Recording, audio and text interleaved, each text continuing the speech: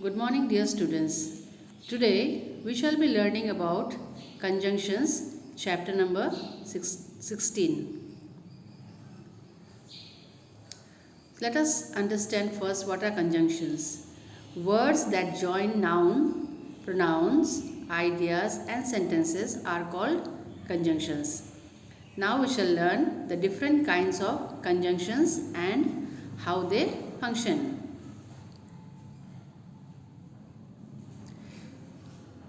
There are two types of conjunctions. First one, coordinating conjunction, and the second one is subordinating conjunction. Now what are coordinating conjunctions? Conjunctions join sentences of equal importance are called coordinating conjunctions. They may join two or more simple sentences and form a compound sentence. If the conjunction is removed, the sentence can still stand alone and make complete sense.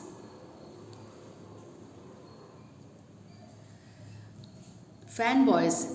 This is a word which you can remember easily to learn the 7 coordinating conjunctions. So what are the 7 coordinating conjunctions? They are F stands for, A and, N nor, B but, O or, Y yet, S so. These are the common conjunctions which we use it in our normal speech. Now let me explain what are the functions of these coordinating conjunctions. For explains the reason or purpose for something said or done before. For example, I fed her for she looked really starved. So, why she was fed? Because she looked really starved. And joins another idea or sentences. For example, he made the soup and I baked the bread. Nor adds agreement with something negative.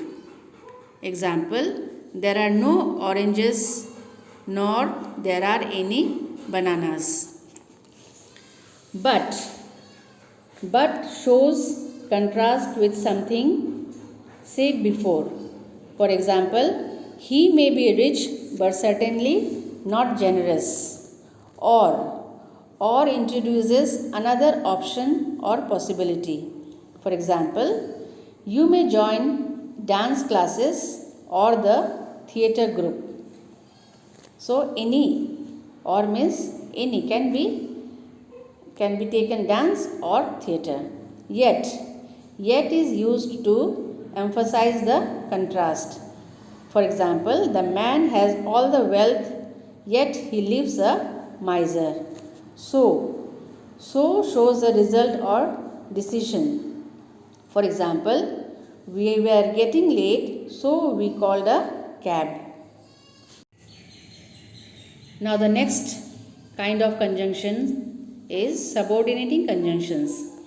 Subordinating conjunction show the relationship with what has been said before. The group of words introduced by the subordinating conjunction do not make complete sense on their own. They make sense only in relation with the main sentence. Now, what are the subordinating conjunctions?